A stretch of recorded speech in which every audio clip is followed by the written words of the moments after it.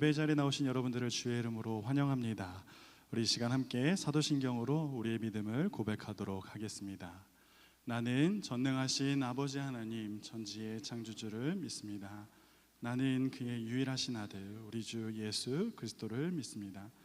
그는 성령으로 잉태되어 동정녀 마리아에게서 나시고 본디오 빌라도에게 고난을 받아 십자가에 못 박혀 죽으시고 장사된 지 사흘 만에 죽은 자 가운데서 다시 살아나셨으며 하늘에 오르시어 전능하신 아버지 하나님 우편에 앉아 계시다가 거기로부터 살아있는 자와 죽은 자를 심판하러 오십니다.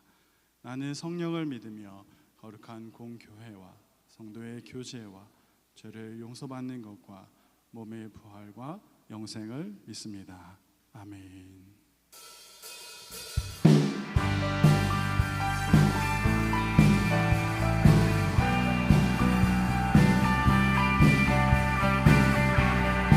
우리에게 기쁨을 주시는 하나님께 우리 박수치면서 찬양하도록 하겠습니다. 갈 길을 밝히 보이시니 주 앞에 빨리 나갑시다. 우리를 찾는 그 주 예수 다시 한번 찬양할까요? 갈 길을 밝히 보이시니 주 앞에 빨리 나갑시다. 우리를 찾는 그 주 예수 오너라 하신 죄악 벗은 우리 영혼은 기뻐 뛰며 주를 보겠네. 하늘에 계신 주 예수를 영원히 섬기리.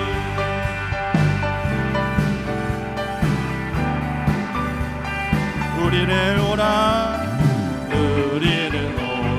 하시는 말 기쁘게 듣고 순종하세.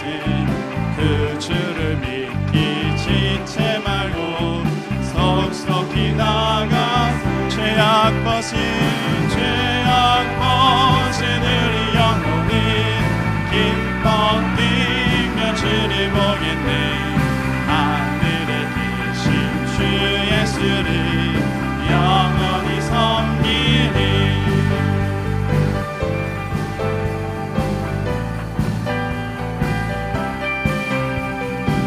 주 오늘 여기 계시오니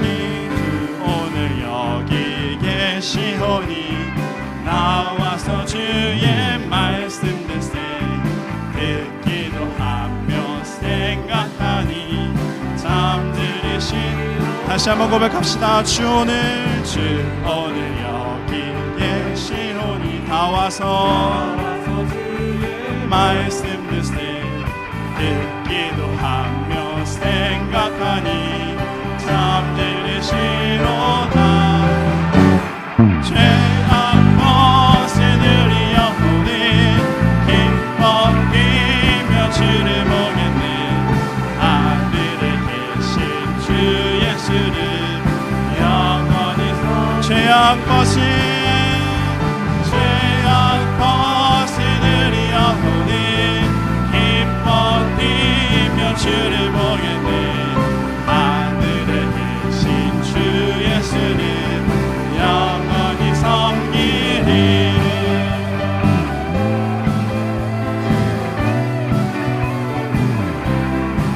우리에게 기쁨 주시는 하나님께 우리 내게 강같은 평화 찬양하겠습니다. 강같은 평화 내게 강같은 평화 내게 강같은 평화가 넘치네. 내게 강같은 평화 내게 강같은 평화 내게 강같은 평화가 넘치네. 내게 바다 같은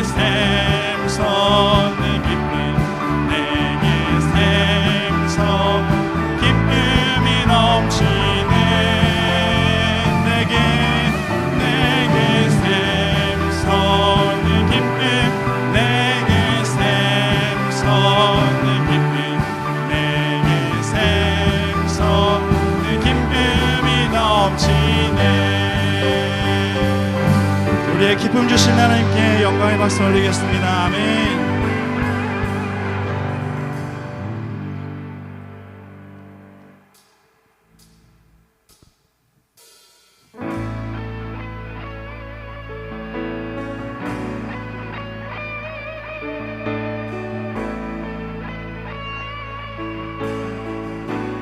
내가 소망하는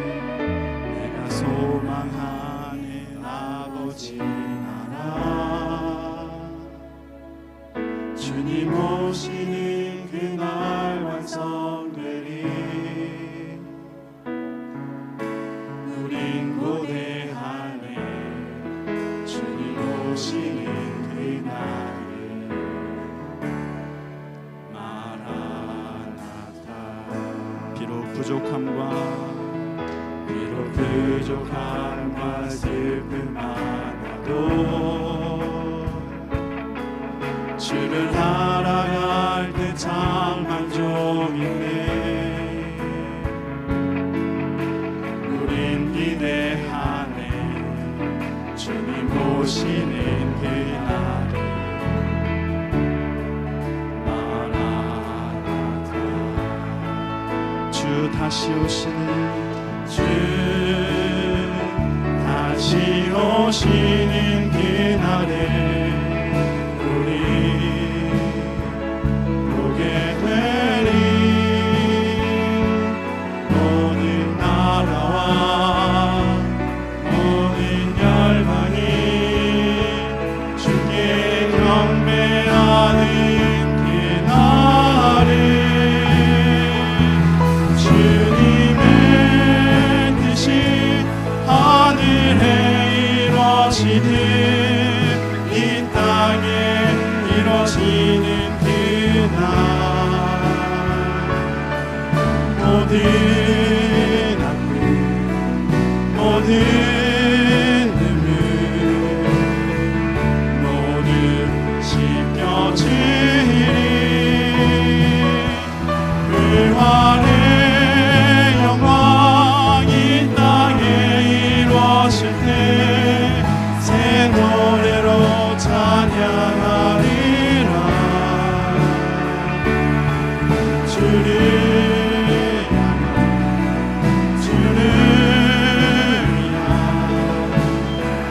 승리의 노래를 선포하리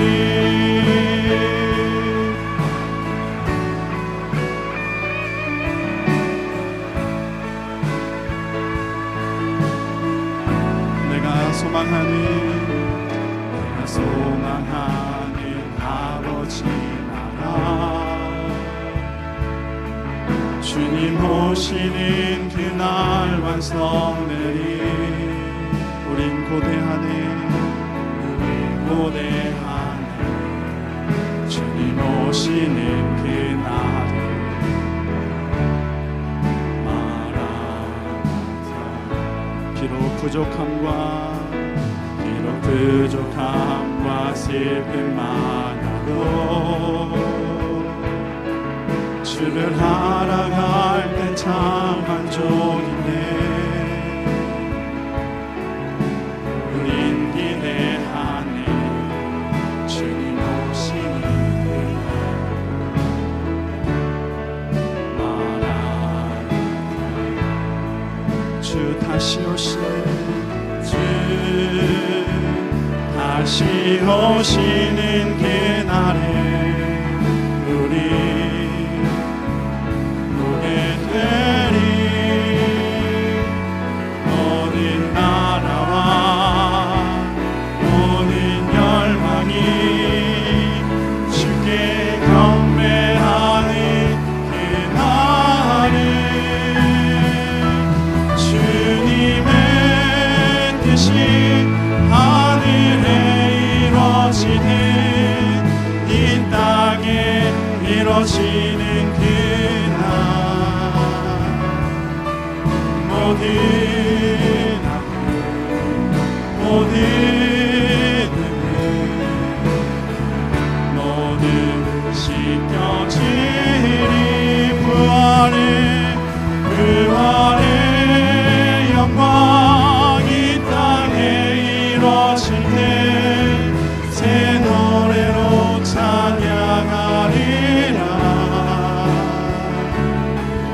주를 향한 주를 위한 승리의 노래를 삼고 주님의 뜻이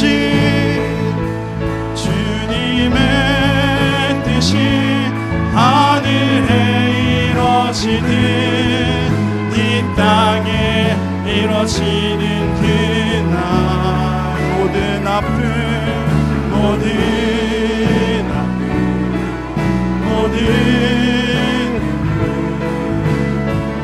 모든 씻겨지리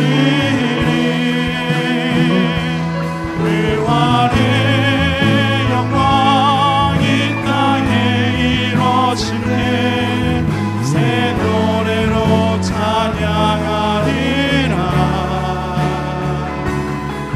주를 향한 주를 위한 승리의 노래를 이곳에 오셔서 이곳에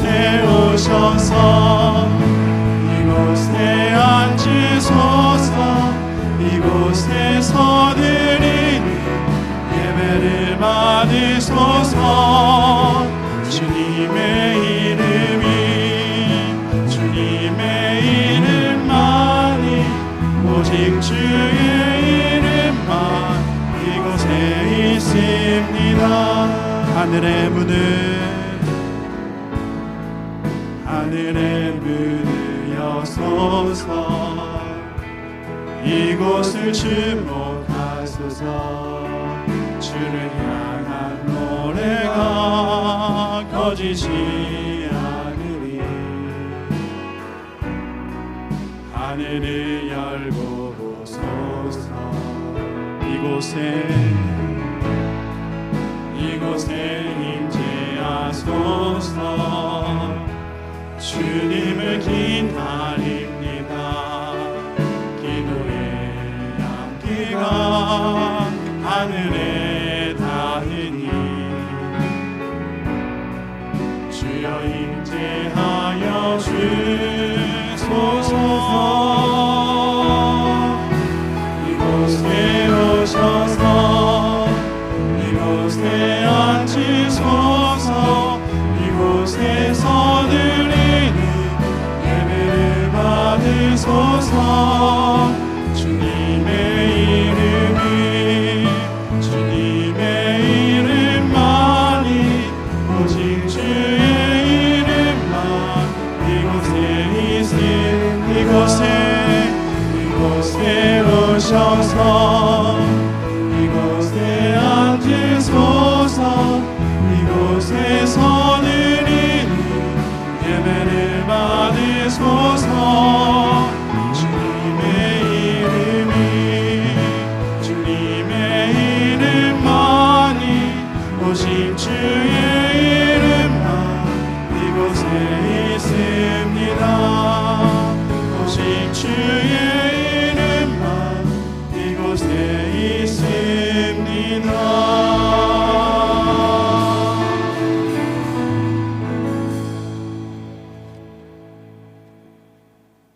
살아계신 아버지 하나님, 주님의 나를 구별하여 예배의 자리로 나오게 하시니 감사합니다.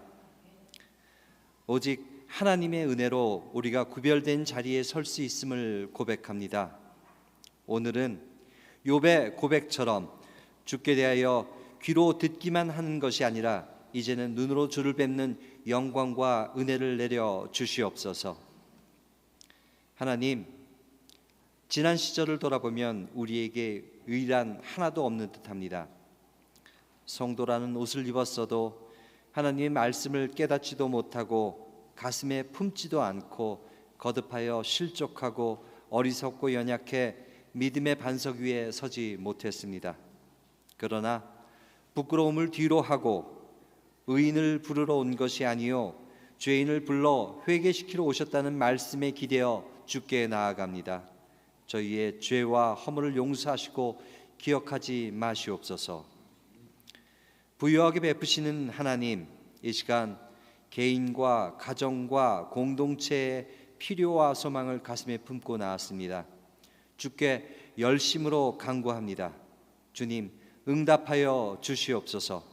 주의 섭리를 깨달을 수 있는 지혜를 허락하시고 큰 걸음을 뗄 수 있는 용기를 더하여 주시옵소서. 주께 기도하는 모든 성도가 기쁨으로 여호와를 섬기며 노래하며 주의 앞으로 나아가게 하시옵소서. 교회를 향한 주님의 사랑을 돌아봅니다. 주님은 교회를 사랑하시고 그 교회를 위하여 자신을 내어주시기까지 하셨습니다. 우리 사랑의 교회가 그런 사랑을 품은 교회가 되기를 원합니다. 슬픔도 기쁨도 공감하고 말씀의 가치를 공유하고 두 발로 선 이 땅을 하나님 나라로 만드는 공동체의 목표를 이루는 주님의 공동체가 되게 하여 주시옵소서. 내가 세상을 위해 기도하지 아니하고 아버지께서 내게 주신 자들을 위해 기도하오니 그들은 아버지의 것입니다. 내가 그들을 위해 기도합니다. 주님의 공동체를 이끄시는 이정로 목사님의 절절한 기도를 기억하시옵소서. 이 기도에 응답하시어 주님의 양떼를 이끄는데 필요한 강건함, 지혜로움, 부드러움 등을 허락하여 주시옵소서. 뿐만 아니라 주님의 한없는 은혜와 권능을 우리 사랑의 교회를 섬기는 중직자들과 부교역자들로부터 어린아이까지 충만하게 내려 주시옵소서. 우리 교회를 통해서 하나님의 나라가 구현되게 하시옵소서. 교회를 섬기는 손길들이 기쁨이 넘치는 손길이 되게 하시고 주사랑 찬양단의 찬양을 기뻐받아 주시옵소서. 오늘의 예배가 오직 주를 향한 한 마음이 되기를 원합니다. 주님 홀로 영광 받으시옵소서. 예수님 이름으로 기도드립니다.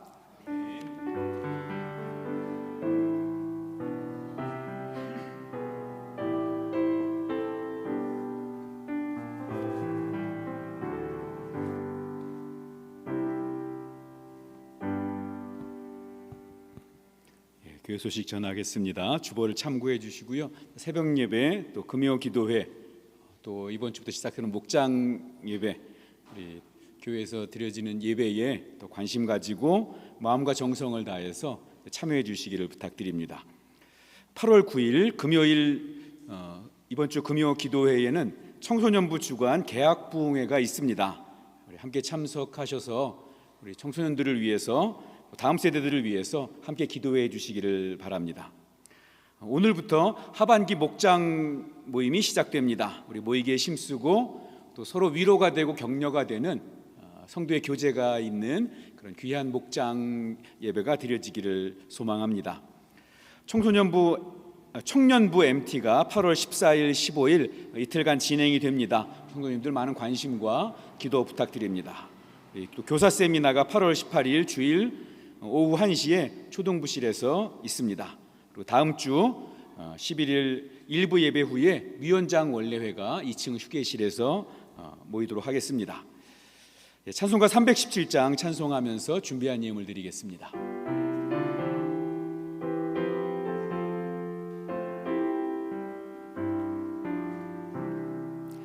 내 주 예수 주신 은혜 한없건만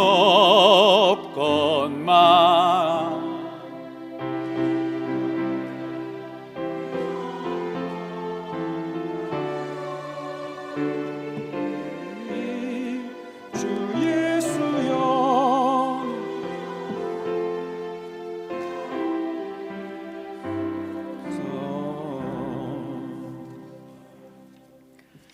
늘 함께 하시며 일으켜 주시는 주님, 온전히 주께 영광 돌리는 사역과 가족으로 인도하여 주시옵소서. 우리 안명수 선교사님, 이상희 사모님 감사의 물 드렸습니다. 신방 감사 헌금 우리 정미옥 권사님 주신 말씀 가슴에 새기며 선택의 상황에 하나님께 묻고 또 묻고 그 뜻에 순종하는 가정이 되게 해 주십시오. 감사 헌금 드렸습니다. 우리 함께 기도하겠습니다. 자비하신 하나님 감사합니다. 오늘도 주님 앞에 나오는 주의 백성들이 믿음의 마음 담아서 하나님께 귀한 예물 드립니다. 하나님 주신 주님 은혜에 감사하며 11조 예물로 주님 또 베풀어 주신 사랑에 감사하며 감사 예물로 또 각종 선교헌금과 장학헌금, 하나님 건축헌금, 하나님 목적을 가지고 목적헌금으로 주님께 드리는 손길들, 또 주일헌금으로 드리는 손길들 기쁘게 받아 주시옵소서. 주님 은혜에 감사하며 드려지는 예물마다 주님 영광 받아 주시고 하늘의 신령한 복으로, 또 땅의 기름진 복으로 채워지는 인생 되게 하여 주시고, 하나님 그것으로 인생을 더 아름답고 풍부하게 살고 뿐만 아니라 주신 복으로 나누고 베풀고 흘려보내는 축복의 통로 인생 다 되게 하여 주시옵소서.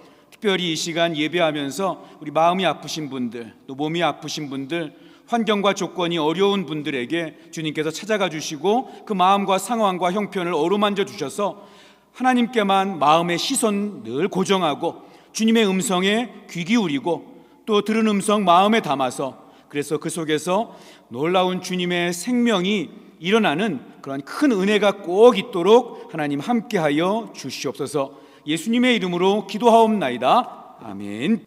오늘 우리에게 주시는 하나님 말씀 창세기 5장 21절에서 24절입니다. 우리 구약성경 7쪽입니다. 창세기 5장 21절에서 24절 말씀입니다. 하나님이 주시는 말씀을 제가 봉독하겠습니다. 에녹은 65세에 무드셀라를 낳았고 무드셀라를 낳은 후 300년을 하나님과 동행하며 자녀들을 낳았으며 그는 365세를 살았더라. 에녹이 하나님과 동행하더니 하나님이 그를 데려가심으로 세상에 있지 아니하였더라. 아멘. 이 시간에도 우리의 하나님의 은혜가 예배하는 여러분들과 함께하기를 주님의 이름으로 축복합니다. 우리가 성경 인물 오늘 세 번째로 하나님과 동행한 사람, 우리 에녹에 대해서 같이 말씀을 나누려고 합니다. 오늘 에녹에 대해 나와 있는 또 다른 성경 구절 제가 한 번 더 읽겠는데요, 히브리서 11장 5절에서 6절입니다. 제가 읽겠습니다. 믿음으로 에녹은 죽음을 보지 않고 옮겨졌으니 하나님이 그를 옮기심으로 다시 보이지 아니하였느니라. 그는 옮겨지기 전에 하나님을 기쁘시게 하는 자라 하는 증거를 받았느니라. 믿음이 없이는 하나님을 기쁘시게 하지 못하나니 하나님께 나아가는 자는 반드시 그가 계신 것과 또한 그가 자기를 찾는 자들에게 상 주시는 이심을 믿어야 할지니라. 아멘. 성경에는 죽음을 보지 않고 하늘에 올려간 사람이 두 명이 소개되고 있습니다. 에녹과 또 엘리야입니다. 엘리야는 그 생애에 대한 이야기가 성경에 많이 기록이 되어 있기 때문에 우리에게 좀 익숙합니다. 근데 에녹은 그렇지 않습니다. 에녹은 오늘 본문으로 읽은 창세기 5장 그리고 히브리서 11장 그리고 한 군데 더 나오는데요, 우리 성경 맨 뒤에 있는 책이 요한계시록이죠. 그 앞에가 유다서입니다. 유다서는 한 장밖에 안 되기 때문에 우리가 잘 찾기 힘든 그런 책인데요, 유다서 우리 14절에 이 에녹, 아담의 7대 손 에녹이 하나님의 말씀을 이렇게 그 패역한 세대에, 악한 세대에게 하나님의 말씀을 전했다, 이런 내용이 기록이 되어 있습니다. 그러니까 엘리야는 굉장히 유명하고 성경에 많은 부분을 차지하고 있는데 에녹은 엘리야에 비해서 이렇게 많이 나와 있지 않은, 그러니까 엘리야는 대단한 성경의 인물이라고 이야기할 수 있고, 반면에 에녹은 그의 생애에서 특별한 일이 없었던 그런 평범하다고 이야기할 수 있는 그런 사람이라고 할 수 있겠습니다. 참 놀라운 것은요, 에녹이 이렇게 성경에서 많은 걸 기록하고 있지 않은 평범한 모습인 것 같은데, 그런데 오늘 읽은 두 번째로 읽었더니 히브리서에 보면 뭐라고 이야기하냐면요, 에녹에 대해서 그는 옮겨지기 전에 하나님을 기쁘시게 하는 자라 하는 증거를 받았다, 이렇게 이야기하고 있습니다. 이를 미루어 봐서 에녹은 평범한 삶을 살았지만 그가 가지고 있는 그 믿음이 하나님을 기쁘시게 했다는 것입니다. 그리고 바로 그 다음 절이 우리에게 큰 도전을 주는데요, 우리 히브리서 11장 6절, 우리가 암송도 많이 하고 잘하는 성경 구절입니다. 이거 한번 같이 읽어볼까요? 히브리서 11장 6절. 자, 시작. 믿음이 없이는 하나님을 기쁘시게 하지 못하나니 하나님께 나아가는 자는 반드시 그가 계신 것과 또한 그가 자기를 찾는 자들에게 상 주시는 이심을 믿어야 할지니라. 아멘. 많이 듣던 성경 구절이죠. 근데 이 유명한 성경 구절이 누구 때문에 기록이 된 거라고요? 에녹 때문에. 자, 그는 하나님을 기쁘시게 하는 자라. 그리고 11장 5절 이렇게 이야기하고 6절에 믿음이 없이는 하나님을 기쁘시게 하지 못한다. 그러면 에녹은 뭐가 있었어요? 하나님을 기쁘시게 하는 믿음이 있었다는 거예요. 그리고 그 다음에 그 하나님을 기쁘시게 하는 믿음이 바로 이런 거다 하고 설명을 하고 있죠. 자, 이게 바로 에녹. 우리가 보기에는 평범하고 별 볼 일 없는 사람인 것처럼 느껴지는데, 그런데 그는 하나님을 기쁘시게 하는 사람이었다라고 이야기하는 거죠. 오늘은 바로 그 에녹을 통해서 하나님을 기쁘시게 하는 믿음, 그 믿음이 어떤 것인가에 대해서 함께 나눠보려고 합니다. 첫 번째로 에녹을 가리킬 때 창세기는 뭐라고 에녹을 설명하냐면 그는 하나님과 동행한 사람이다, 이렇게 이야기하고 있습니다. 성경의 다른 인물들처럼 자세하게 그의 생애를 설명하고 있진 않지만 하나님은 에녹의 인생을 평가하시면서 다른 건 다 접어두더라도 저와 여러분에게 이거는 알려주고 싶어 하시는 거예요. 에녹은 나와 동행했던 사람이야. 하나님과 동행했던 사람이라는 것입니다. 여러분, 동행이라는 것이 무엇입니까? 동행, 함께 걷는 거죠. 함께 걷는 거. 여러분, 내가 누군가와 동행을 해요. 동행을 한다고 하면 그게 어떤 의미입니까? 여러 가지로 설명할 수 있겠지만 동행을 하니까 같은 길을 걸어가고 있겠죠. 또 같은 곳으로 가고 있겠죠. 그리고 같은 시간 함께 걸어가는 것입니다. 여러분, 나와 함께 동행하자, 이렇게 이야기했는데, 자, 동행하니까 너는 서울로 가고 나는 부산으로 갈게. 이건 동행이 아니죠. 같은 경부고속도로에 있어도 방향이 다르니까요. 그죠? 같은 곳으로 가야죠. 야, 너 나와 동행하자 하고 나 오늘 갈게, 넌 한 달 후에 와. 이건 동행이 아니죠. 자, 또 나와 같이 동행하려고 하는 사람이 어린아이예요. 자, 그럼 어떻게 해야 될까요? 야, 내가 앞에서 잘 갈 테니까 너 잘 따라와 하고 나만 열심히 앞만 보고 가고 있어요. 뭐 얘가 어린아이가 뒤처지든지 말든지, 이건 동행이 아닙니다. 동행하는 사람은 함께 가는 사람의 그 보폭이 좁아서 늦게 오면 그러면 그 보폭에 자기를 좀 맞춰주겠죠. 반대로 내가 좀 걸음이 느린 사람이에요. 그런데 동행하는 사람이 걸음이 빨라서 좀 앞서가고 있어요. 그러면 내가 평소와 달리 조금 걸음을 빨리 걸을 수도 있어야 되겠죠. 서로 보폭을 맞춰주는 것입니다. 저와 여러분의 이 하나님은 이 에녹이 하나님과 이렇게 보폭을 맞춰서 가는 사람이었다는 거예요. 저와 여러분의 믿음의 여정이 그렇게 하나님과 보폭을 맞추고 하나님과 동행하는 그런 모습이 되기를 원합니다. 그래서 오늘 본문에 보니까 하나님 뭐라고 말씀하시냐면 에녹은 하나님과 동행하여, 여기까지는 이해가 좀 돼요. 근데 그 다음에 따라오는 말이 뭐냐면 자녀를 낳았다, 이렇게 표현하고 있습니다. 저는 한 달 동안, 일주일 동안 이 말씀을 준비하면서 이 말씀이 많이 걸리는 거예요. 묵상을 이렇게 하면서 이런 생각이 들었습니다. 하나님께서 에녹을 설명하면서 에녹이 하나님과 동행했다, 그러면서 그 뒤에 그래서 에녹이 이렇게 큰 일을 했다, 저는 거창한 일을 했다, 이러면 오히려 이해가 쉬운데, 아, 하나님과 동행하니까 이런 놀라운 일을 하는구나. 아니면 반대로, 야, 이 놀라운 일을 하니까 하나님이 동행해 주시는구나, 이렇게 이해하면 오히려 우리가 쉬울 텐데, 그런데 하나님과 동행했다라는 표현과 함께 어떤 얘기를 하냐면, 그래서 하나님 자녀를 낳았다, 이렇게 설명하고 있거든요. 그럼 창세기 5장이 아담의 족보 이야기입니다. 아담부터 해서 아담의 10대 손인 노아까지 족보 이야기를 하고 있는데, 한 일들이 여러 가지 각자 조금 다른 일들도 있고 해요. 그런데 공통적으로 나오는 내용이 뭐냐면 자녀를 낳았다예요. 그러니까 이거는 특별한 게 아니라 일상이라는 이야기입니다. 그 사람들에게 평범한, 늘 있는, 누구나 다 하고 있는 그러한 일이라는 거예요.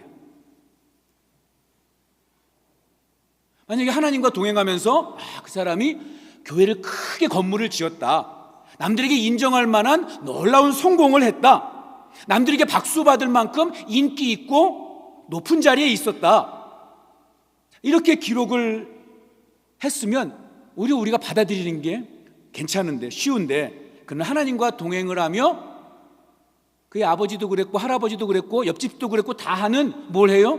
자녀를 낳았다. 이렇게 말하고 있는 것입니다. 그리고 그게 사실은 에녹에 대해서 기록한 전부라고 할 수 있어요. 그 말씀을 준비하면서 제가 깨달아지는 게 뭐냐면, 하나님과 동행한다라고 하는 것은 무엇인가 하면 역사에 큰 족적을 남길 만한 놀라운 일을 했다든지, 아니면 큰 성공을 거둔 것으로 설명하지 않고, 적어도 에녹을 통해서 하나님이 말씀하시는 건 뭐냐면 일상생활을 통해서 그의 평범한 일상 속에 하나님과 함께하는 것을 하나님이 기뻐하셨다는 것입니다. 여러분, 일상이라는 말은 어떤 의미를 가지고 있습니까? 일상, 아주 사소하고 지루한 거잖아요. 늘 나의 삶 속에 계속 반복되는 똑같은 그런 하루, 스포트라이트를 받는 그러한 모습이 아닙니다. 그런데 하나님께서는 에녹을 통해서 뭐라고 우리에게 말씀해 주시냐면, 그 일상을 하나님과 함께하고 그 일상 속에서 하나님과 교제하고 하나님과의 친밀함을 누리는 그 일상을 믿음의 영역으로 삼아야 된다는 것입니다. 우리 모두 예배를 거룩하게, 이렇게 경건하게 드리길 바랍니다. 예배를 통해서 하나님과 친밀해질 거라고 생각을 해요. 맞습니다. 그런데 에녹을 통해서는 이렇게 말씀을 해주시는 거예요.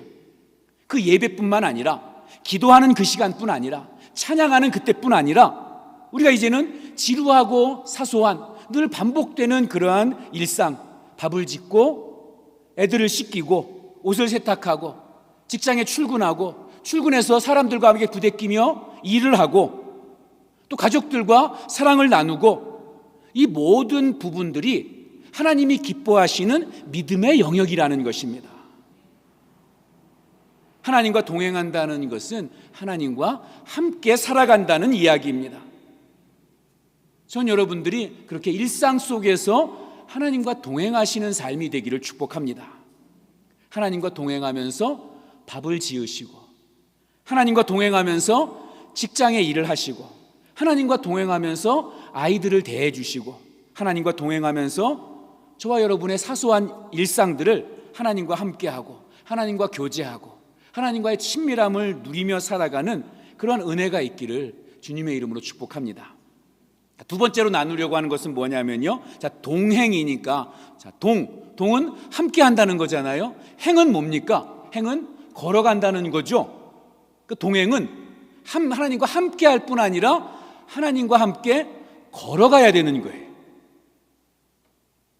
에녹이 하나님과 동행하지만, 하나님과 동행한다고 해서 그의 삶이 하나하나가 다 멋지고 거룩하고 아름다운 모습은 아니었을 수 있습니다. 아직 완전하지 못할 수 있어요.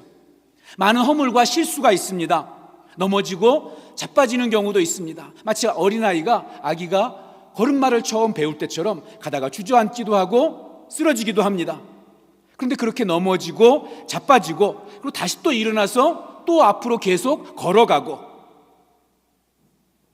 그렇게 주님과 함께 걸어가는 일을 통해서, 그래서 우리는 주님을 배우게 돼요.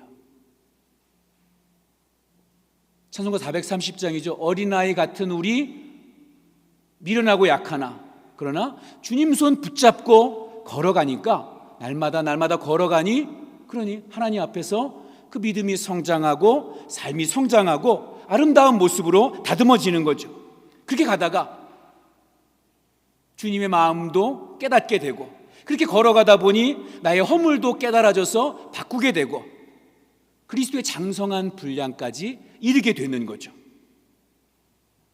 주님과 함께 걷는다는 것은 그러니까 계속 되는 걸 이야기해요. 그럼 믿음은 점이 아닙니다. 내가 왕년에 나 이런 믿음을 가졌어, 내가 왕년에 이렇게 교회에서 큰일 했어, 내가 왕년에는 한 기도 했는데, 여러분, 믿음은 점이 아닙니다. 선이에요. 쭉 이어지는, 계속되는 그러한 모습이 되어야 합니다. 에녹은 300년을 하나님과 동행하면서 걸었습니다. 그 300년의 그 긴 시간을 살아가는 동안 어떻게 기쁜 날만 있었겠습니까? 그럴 리 없죠. 때로는 힘들고 견디기 어려운 날들도 있었을 것입니다. 도망치고 싶은 날들도 있었을 거예요. 주님을 외면하고 싶은 충동이 막 일어났을 때도 있었을 것이고, 때로는 주님의 뜻이 도무지 뭔지 몰라서 고통스럽고 눈물을 흘리며 하나님께 기도했던 그러한 때도 있었을 것입니다. 그런데 그는 그런 모든 생애의 날들을 하루하루 그 지루한 그 날들을 주님과 동행하면서 살았다는 것입니다. 그 비결이 뭡니까? 믿음이 있었다는 거예요. 동행한다는 것은 함께 나아간다는 이야기예요. 함께 전진한다는 것입니다. 여러분, 전진하지 않는 걸음은 우리는 걸음이라고, 걷는 거라고 이야기하지 않죠. 전진하지 않는 걸음은 방황, 배회 이렇게 되는 것입니다. 걷는다는 것은 앞으로 나아간다는 거예요. 하나님과 함께 동행한다. 하나님과 함께 조금씩 앞으로 나아가는 것입니다. 에녹은 하나님과 함께 걸었어요. 날마다 앞으로 나아갔습니다. 살면 살수록 그의 삶에는 점점점 성숙함이 생겼고, 인격이 자라고, 사랑이 자라고, 믿음이 자랐습니다. 주님과 함께 살아가는 날들이 많아지면 많을수록 더 주님을 잘 알게 되었고, 그에 따라서 더 깊은 은혜를 누리는 사람이 된 거죠. 더 많은 사랑을 나누는 사람이 되었습니다. 그에 따라서 하나님의 은혜와 복을 더 풍성하게 누리게 되었죠. 에녹에 대해서 이야기하고 있는 유다서에 보면은요, 여러분 당시에 그래도 아담 이후에 아담의 7대 손이라고 되어 있으니까요. 그러니까 하나님의 음성도 듣고 하나님의 은혜가 많았겠지. 아니요, 지금보다 더 악한 세대가 이 시대입니다. 이 에녹의 증손자가 노아잖아요. 에녹이 아담의 7대 손이고 아담의 10대 손이 노아입니다. 그러니까 에녹이 좀 일찍 죽었잖아요. 365세에 죽었기 때문에 노아가 태어나는 건 못 봤어요. 그런데 에녹의 시대나 노아의 시대나 한 100년 뭐 이렇게 그 시대니까, 여러분 노아의 시대에 구원받은 사람, 하나님이 심판하시는데 구원받은 사람이 몇 명이에요? 전 인류 중에 여러분 8명, 노아 가족 8명. 그리고 얼마나 악하고 패역한 시대입니까? 그런데 그 시대에 이 에녹이 하나님의 말씀을 전하고 사랑을 전하고 선한 영향력을 주위에 끼치는 그러한 사람이었다라고 유다서에 기록을 하고 있습니다. 믿음으로 주님과 함께 걷는다면 우리의 삶 역시 선한 영향력이 있고, 그리고 하나님이 주시는 은혜와 기쁨이 풍성한 충만한 그런 삶을 살게 될 것입니다. 주님과 동행한다는 것은 걷는 것입니다. 은혜의 성장이 있어야 된다는 것입니다. 하나님을 아는 지혜가 커져야 되는 것입니다. 우리의 심령이 주님 안에서 더 행복해져 가야 됩니다. 감사와 만족함이 늘어나게 되는 것입니다. 주님 품 안에서 누리는 이 주님과 함께 걸어가는 저와 여러분 되기를 축복합니다. 자, 세 번째로 주님과 함께 동행한다는 것에 대해서 함께 나눌 이야기가 있는데요. 자, 에녹을 설명하면서 창세기는 에녹이 하나님과 동행하는 사람이었다 이렇게 이야기를 하고 있고요. 근데 히브리서에는 뭐라고 이야기하냐면 에녹은 하나님을 기쁘시게 하는 사람이었다라고 설명해 주고 있죠. 자, 어떻게 하면 하나님을 기쁘시게 할까? 어떻게 하면 하나님을 기쁘시게 할까? 우리 히브리서 11장 6절 말씀 다시 한번 읽어보겠습니다. 히브리서 11장 6절, 자 시작. 믿음이 없이는 하나님을 기쁘시게 하지 못하나니 하나님께 나아가는 자는 반드시 그가 계신 것과 또한 그가 자기를 찾는 자들에게 상 주시는 이심을 믿어야 할지니라. 아멘. 그럼 어떻게 하면 하나님을 기쁘시게 할 수 있나요? 우리 사실은 우리가 가지고 있는 상식적인 답을 가지고 있습니다. 무엇이 하나님을 기쁘게 할까? 어떤 일을 잘 이루어냄으로써 하나님을 기쁘시게 할 수 있고, 또 교회 건물을 멋지고 크게 잘 지어드려서 하나님을 기쁘시게 할 수 있고, 사람들을 많이 모으게 해서 하나님을 기쁘시게 할 수 있다라고 생각을 해요. 어떤 목적을 정하고 그 목적을 잘 하나님 앞에 이루어드림으로 하나님을 기쁘시게 한다라고 보통 이렇게 생각을 합니다. 한때 한국 교회에 아주 유명한 캐치프레이즈가 있었습니다. 그게 뭐냐면 최고의 것을 최고의 하나님께. 그 캐치프레이즈를 가지고 정말 열심히 교회를 지어도 멋지게 짓고 뭐 행사를 해도 정말 번쩍번쩍하게 가장 멋지게 행사를 준비하고 열심히 일하고 교회가 열심히 노력해서 그래서 정말 멋지게 교회들이 부흥하고 그럴듯한 것들을 많이 이루어냈습니다. 그런데요, 정작 사회로부터는, 세상으로부터는 요즘 교회가 어떤 평가를 받냐면 도리어 지탄을 받고 마치 부패의 온상인 것처럼 그렇게 평가를 받는 그러한 일들이 점점점 많아지고 사회에 퍼져가고 있습니다. 어떤 건물보다 더 멋있는 건물들로, 또 교인들 모여라 하면 광화문에 이렇게 엄청나게 또 모이기도 하고, 구제나 여러분 사회복지는 한국에서 약 60-70%를 교회가 감당을 한대요. 정부가 감당하는 거 일부, 뭐 천주교나 불교에서 좀 하고 거의 70% 이상이 교회가 할 정도로 이렇게 선한 일들 많이 하는데, 근데 최고의 하나님께 최고의 것을 드리자고 해서 뭔가 이렇게 의리번쩍하게 많은 일들을 했는데, 그런데 오히려 교회가 사회에서 영향력을 점점 상실해 가고 있어요. 여러분, 최고의 하나님께 최고의 것을 드린다는 그 캐치프레이즈의 의미는 우리가 다 이해를 할 수 있습니다. 그런데 성경에서는요, 성경은 그 어디에도 하나님의 기쁨에 대해서, 하나님을 기쁘시게 하는 것에 대해서 그렇게 평가하고 그렇게 이야기하고 있지 않습니다. 하나님을 기쁘시게 하는 것은 뭐예요? 믿음이에요. 믿음. 하나님께 교회 건물 멋지게 드리고 많은 사람들 모여서 뜨겁게 기도한다 그러면서 사회에 우리가 이 정도야 라고 영향력을 보여주는, 그게 하나님을 기쁘시게 하는 게 아니라 하나님을 기쁘시게 하는 것은 믿음입니다. 믿음. 믿음이 없이는 하나님을 기쁘시게 하지 못하나니, 하나님께 나아가는 자는, 예배하는 자는, 찬양하는 자는, 하나님을 사랑하는 자는 반드시 하나님이 어떤 걸 믿어요? 살아계심을 믿어야 된대요. 하나님이 살아계심을 믿어야 된다. 아니 목사님, 우리도 하나님 살아계심을 다 믿는데요, 진짜 믿으세요? 진짜 하나님이 살아계신 걸 믿습니까? 제가 한국에서 부목사 할 때, 그때 이제 담임 목사님이 좀 유명한 분이셨잖아요. 근데 그 선임 목사님한테 오랫동안 그분이 밑에서 같이 부목사 하던 분이었는데, 그래서 개인적으로 그때 물어봤어요. 목사님이 생각하기에 이재철 목사님 어떤 사람 같아요? 그랬더니 뭐라고 얘기하냐면 그냥 바로 이렇게 이야기하더라고요. 그분은 하나님이 정말 살아있다고 믿는 분 같아. 아니, 목사를 이야기하면서 목사한테 그분은 정말 하나님이 살아있다고 믿는 거, 정말 하나님이 살아계신다고 믿는 분 같아. 우리는 뭐 하나님이 살아계신다고 안 믿나? 뭐냐면요, 이분은 사람들이 있든 없든 자기의 삶의 태도를 늘 똑같이 유지한다는 거예요.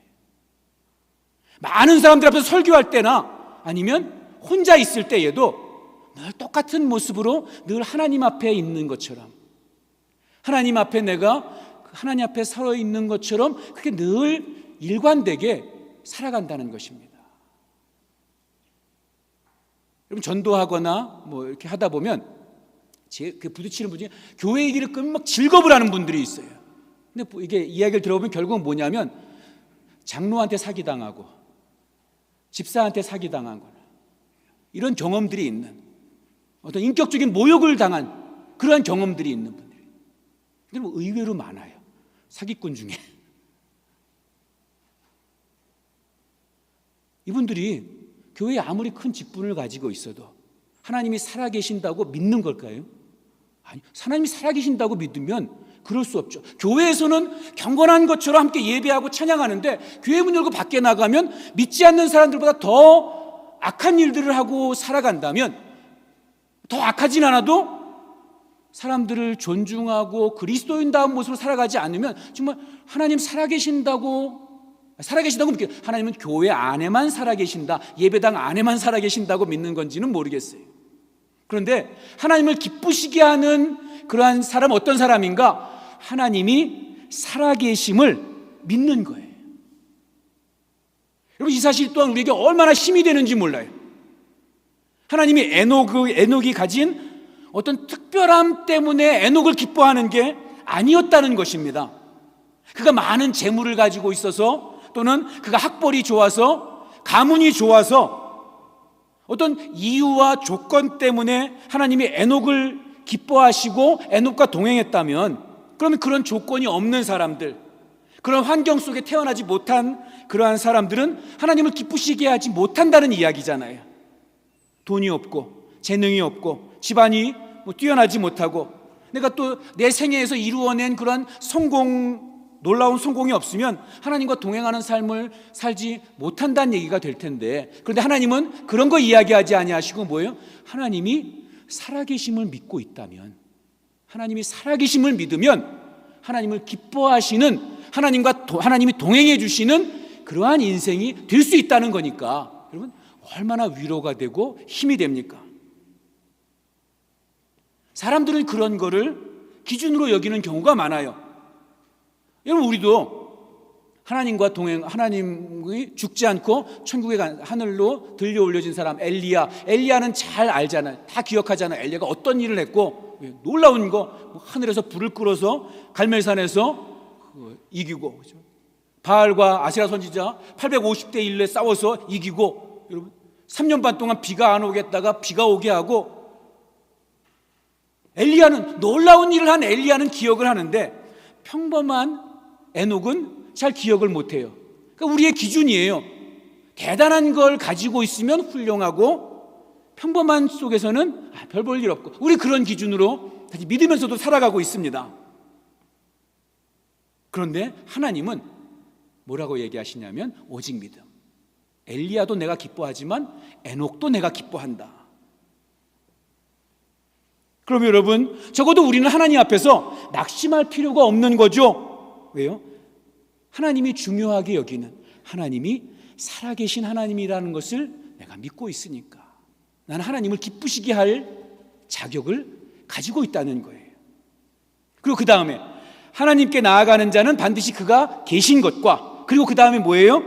자기를 찾는 자들에게 뭘 주시는 분? 상 주시는 이심을 믿어야 할지니라. 여러분, 상 이러니까 우리마다 이게 상에 대한 선입견이 있죠. 어떤 분은 상장 이걸 생각하는 분도 있고, 어떤 분은 밥상, 잔치상 이런 걸 생각할 수도 있고. 여러분 다 맞다고 해도 괜찮습니다. 여러분, 이거 우리 기준으로 할 게 아니라 말씀 가지고 오면 이 상이라는 것이 어떤 걸 의미하는가? 내가 하나님 앞에 나아가고, 내가 하나님을 찾고 하나님이 살아계신 걸 믿고 이렇게 나아갈 때, 내가 그렇게 나아갈 때 하나님에게서 나에게 반드시 반응이 있다는 거예요. 하나님이 응답해 주신다는 것입니다. 내가 믿음의 모습으로 하나님이 나아갈 때 하나님은 나에게 반드시 반응해 주시는 분이다. 예배하는 사람은 이 태도가 반드시 있어야 하나님을 기쁘시게 할 수 있습니다. 주일 성수하는데 의무감으로 그래, 내가 하나님 1시간 가서 앉아있다, 난 주일 성수회를 하니까 그래도 가서 앉아있다 갈게요. 말씀을 듣고 그리고 가고. 여러분, 그런 예배는, 우리가 드린 예배는 그 정도가 아니라는 거예요. 의무감에 와서 1시간 앉아있다 가는 게 아니라 내가 하나님 앞에 나와서 예배하고 찬송하고 기도할 때에 하나님께서 반드시 나에게 응답해 주시고, 하나님이 반드시 나에게 은혜를 주시고 아니면 찔림을 주시든지 하나님이 나에게 반응을 해주신다는 것입니다.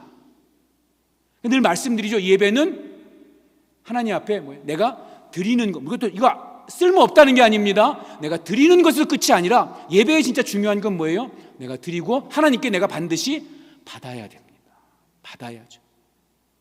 거저 왔다 거저 돌아가면 안 되잖아요. 반드시 받아가야 됩니다. 이거 하나님이 약속해 주신 거예요. 상 주시는 이심을, 나의 그러한 이런 모습에 하나님께서 반드시 응답해 주시는 분이라는 것을 믿는 것입니다. 그게 하나님을 기쁘시게 하는 그러한 믿음입니다.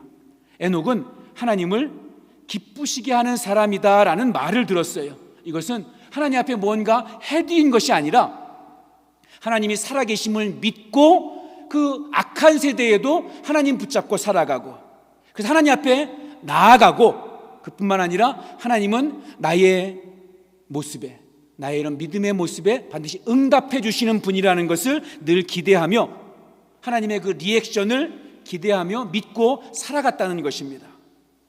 예배 시간뿐만 아니라 일상 속에서도.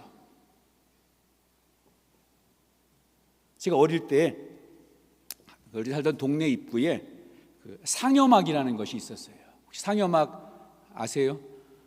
요즘은 다 이렇게 장례식장에서 장례를 치르니까 없는데, 예전에 시골에서는 집에서 장례를 치르고 그다음에 그 시신, 장례를 마치면 시신을 이렇게 선산까지, 묘지까지 운구할 때 큰 그 상여에다가 놓고 어이 하면서 하면서 옮기잖아요.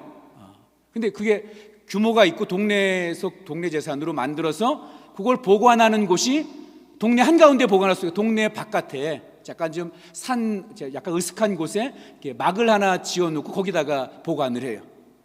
기분이 좀 그렇죠. 시신을 옮기는 거니까 늘 그 상여막을 근처를 지나갈 때는 괜히 마음이 좀 머리도 쭈뼛쭈뼛 서는 것 같고, 같이 뭐 팍 하면서 뭐 튀어나올 것 같고, 어린 마음에 좀 무섭습니다. 중학교 때 학교를 갔다가 좀 늦게 이렇게 돌아오게 됐는데, 그래서 어둑어둑 저녁 때에 그 상여막 고개를 지나가게 된 거예요.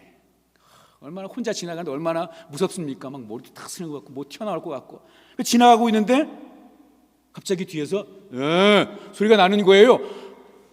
가슴이 철렁하면서 걸음을 점점 빠르게 해요. 귀신, 정말 그때는 귀신 나오는 줄 알고 걸음을 막 하면서 걸어가고 있는데 더 큰 소리로 종로야, 이런 소리가 들리는 것처럼 소리가 들리는 거예요. 가방 집어던지고 막 소리 지르면서 허겁지겁 집으로 뛰어들어갔습니다. 좀 있다가 막내 삼촌이 제 책가방을 들고 오시면서, 야 종로야, 너 왜 이렇게 걸음이 빠르냐?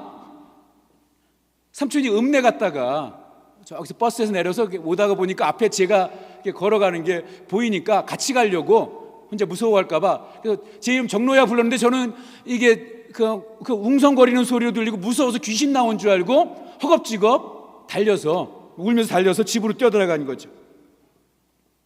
인생길 걸어가는데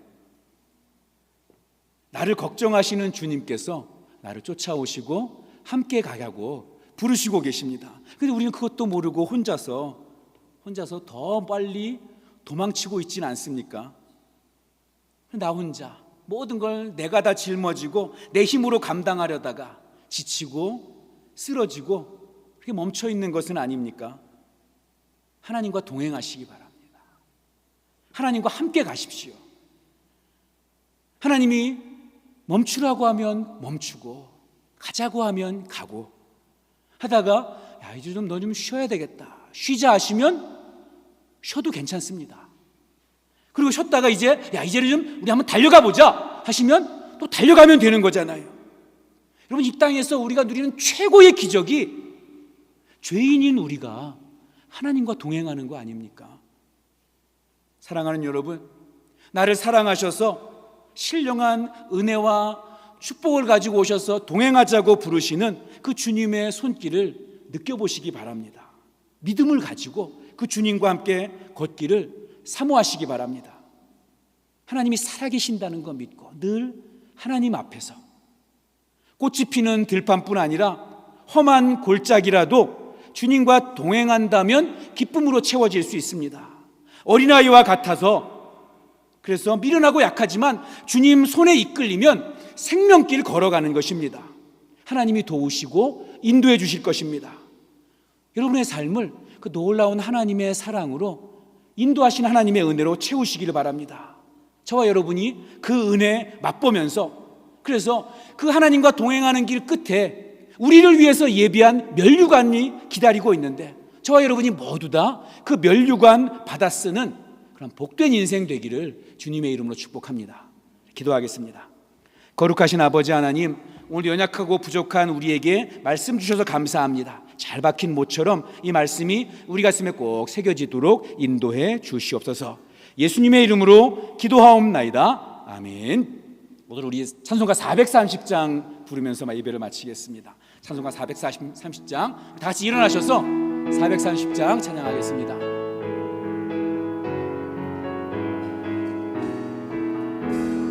주와 같이 길 가는 것 즐거운 일 아닌가. 우리 주님 걸어가신 발자취를 밟겠네. 한 걸음 한 걸음 주 예수와 함께 날마다 날마다 우리 걸어가리. 어린아이 같은 우리 미련하고 약하나 주의 손에 이끌리어 생명길로 가겠네. 한 걸음 한 걸음 주 예수와 함께 날마다 날마다 우리 걸어가리. 꽃이 피는 들판이나 험한 골짜기라도 주가 인도하는 대로 주와 같이 가겠네. 한 걸음 한 걸음 주 예수와 함께 날마다 날마다 우리 걸어가리.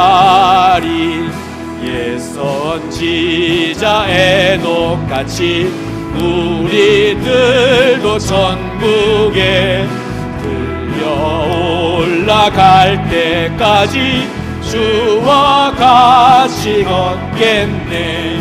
한 걸음 한 걸음 주 예수와 함께 날마다 날마다 우리 걸어가리.